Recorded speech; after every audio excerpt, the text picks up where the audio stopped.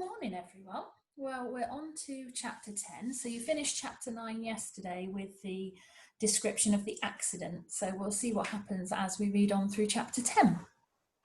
Lily opened her eyes. Her mouth was dry and her body soaked in sweat. Her heart beat erratically, her pulse thudding through her.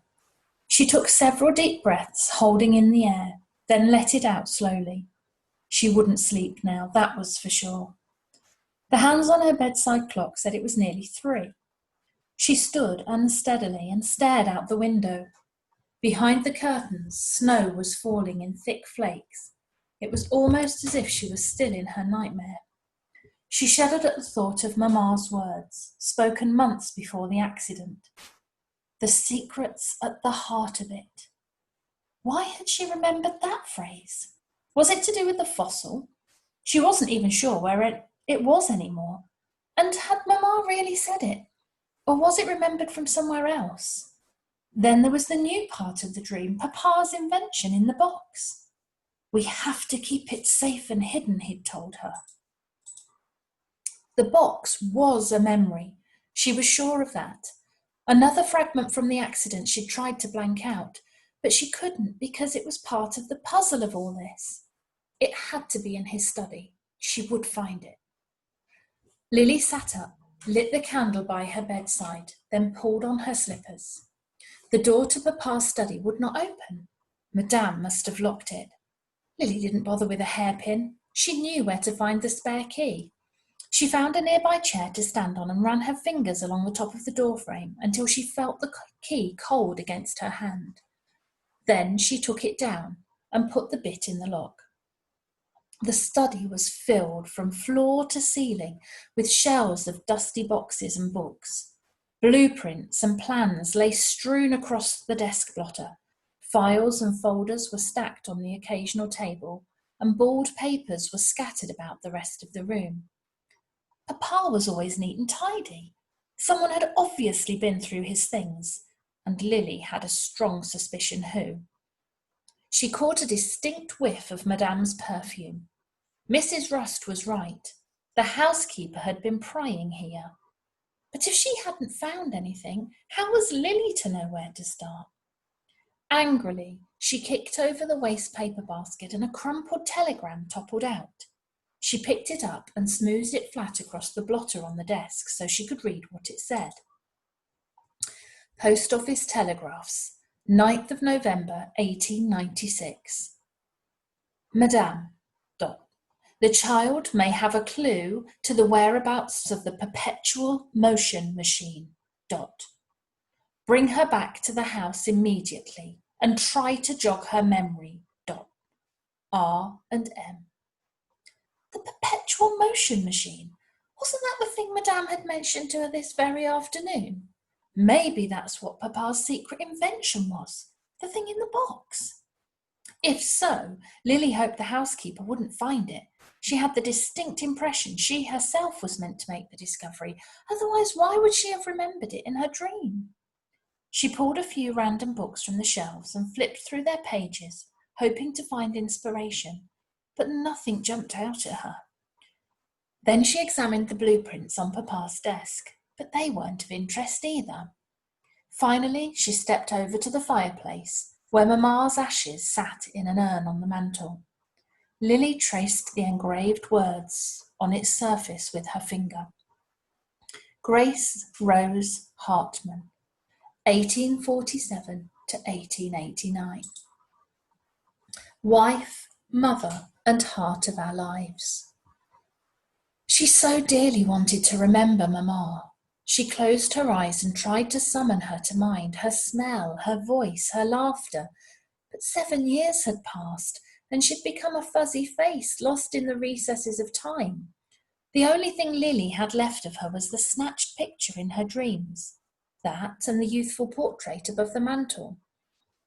The portrait was painted before Lily was born, but Mamma's soft brown eyes and loving smile felt familiar.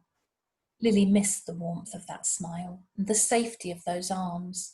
Life had been so cold without them, like a part of her had gone missing. And now, perhaps Papa was gone too. Lily held her breath. What was it her parents had said to her in her memory, in her dream?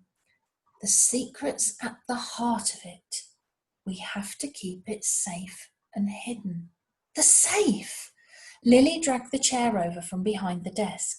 She pushed Mamma's ashes carefully along the mantel until they were clear of the picture. Then she reached up and, clutching the side of the frame, pulled it towards her. The picture swung out from the wall, hinged on one side, and there, behind it, was the safe. Something told Lily that Madame had already looked here. The number lock seems to have been scratched at with a nail file. But Madame probably knew nothing about safes, not as much as Lily and the notorious jackdaw, anyhow. And Lily had the double advantage of knowing more special Hartman family dates than Madame, so she was sure she'd be able to guess the combination. She started with her own birthday, twisting the lock around and stopping the numbers one by one under the arrow until the tumblers inside clicked. That didn't work. But she wasn't surprised. Madame would have tried her birthday, and Papa's too. Perhaps even Mamma's or Malkin's, because Lily found none of these worked either. Then she had a horrible thought. She reached up to the safe lock and dialed in another number, the date of Mamma's death, the date of the accident. The safe swung open. Inside on the small metal box was the rosewood box with brass corners. Lily took it out and closed the safe door. She tried the lid, but the box was locked, so she replaced the picture and the urn just as she'd found them. Then, with the box under an arm, she crept from the room, shutting the door behind her before locking it again. Back in her bed, she positioned the box at her feet in the centre of the blanket and sat hugging her knees, staring at it. The keyhole of the box was made from gold, and the plate around it was shaped like a tiny heart with patterns of cogs pressed into the metal. Lily took a hairpin from the discarded pile on her bedside table and tried one in the lock, but it didn't work. Silly to think it would. The mechanism was obviously far too complex. She was wondering where the key could possibly be when she heard Madame's soft footsteps in the passage. She licked her fingers, doused the candle flame, then threw a blanket over herself and the box and lay curled up against it, pretending to be asleep. Her heart thumped in her chest, blood hissing in her ears as she waited. The door rattled and creaked as if someone was opening it and peering in. Then it shut softly, and there was a quiet click as a key turned in the lock. Lily let out a sigh of relief before she realised Madame had locked her in. The housekeeper was up to something. She got up and hid the box beneath the loose floorboard under her bed. As she replaced the board, she heard the putter of a steam wagon creeping quietly along the drive and the sound of Madame's feet descending the staircase. The steam wagon jittered to a stop outside, and there was a scraping noise as Madame dragged something heavy across the downstairs hall. Then there was a pause, and the same scraping noise again. Lily stepped to her window and, pressing herself against the glass, looked out along the side wall of the house towards the porch. Behind it, the steam wagon was parked. Lily squinted into the gloom. 2 men in long winter coats were walking up the front steps, their top halves rendered momentarily invisible to her by the corner of the house and the porch roof. One was razor thin, like the man with the mirrored eyes on the Zeppelin the other day, the other as big and lumpy as a sack of bricks. Lily crouched down lower against the glass, trying to get a better look at them, but their faces were hidden by tall stovepipe hats. After a moment, the front door creaked open and a light appeared. Madame must be standing there with a lantern talking to them. Lily wondered whether she might hear what they were saying if she opened the window, but then she realised the noise would alert them to her presence. The 2 men stepped into the vestibule, and when they reappeared, she felt a chill run through her, for they were carrying the stiff, unwound bodies of Mrs. Rust and Captain Springer. Madame followed them, carrying a small lamp, as they dragged the 2 steel mechanicals over to their vehicle. Lily's heart leapt into her throat as she watched all three open the doors to the baggage compartment and thrust the mechs inside.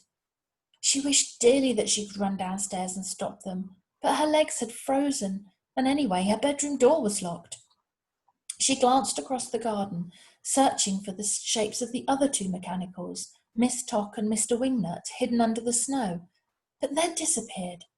Only a line of footprints and a long white trench remained, and Lily realised they'd been collected too and thrust inside the steam wagon.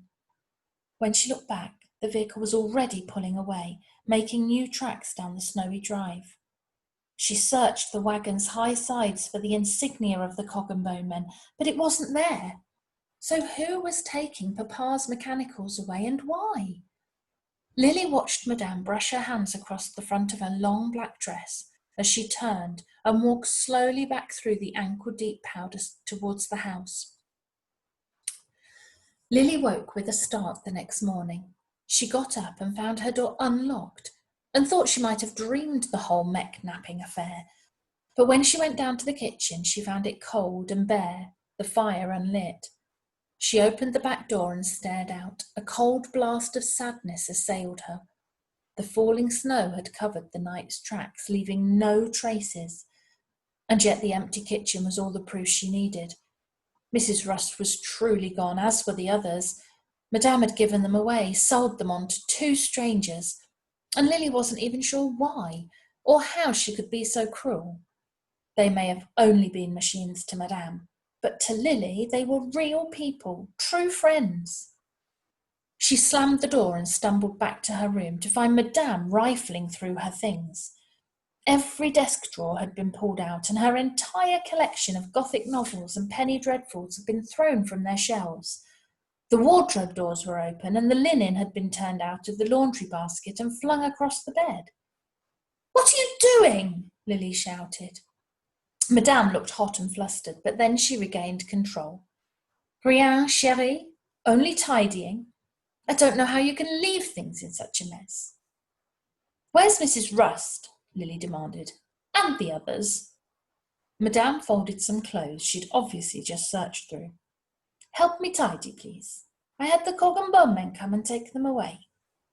Lily folded her arms across her chest. "Why?" "Because they didn't work properly. They'll be rebuilt, and if they're irreparable, they'll be stripped for salvage." "But Papa made them. They were part of the family." "Mechanicals have no feelings, Lily. They're just things. They can't be part of anyone's family." Madame pretended to fold some of her blouses. "Besides, I've had a bien offer from someone who wanted the parts. Brain cogs mostly, I think." "You should have asked." "Ce n'est pas nécessaire. I'm your guardian. What I say goes." Madame placed a few books back on the bookshelf. "Now, s'il vous plaît, clear the rest of this up." She waved her hands at the mess. "And try not to spend the whole day skulking in here. Come take the morning sun in the drawing room with me." "I won't clear anything up," Lily shouted. "And if you think I'm going anywhere with you, Madame, the drawing room, hell or otherwise, then you are sorely mistaken." She gritted her teeth and launched herself at Madame, fists flailing. "Ça suffit!" Madame grabbed her arms and pressed them against her chest. Her long nails dug into Lily's wrists, and her teardrop earrings swung wildly as she dragged Lily away from the door and threw her down on the bed. "On second thoughts," the housekeeper's breathing was ragged, "you shall stay here. I can't have you wandering around the house, willy-nilly, investigating my actions." She walked to the door. "Perhaps you might see fit to find this perpetual motion thing amongst this mess.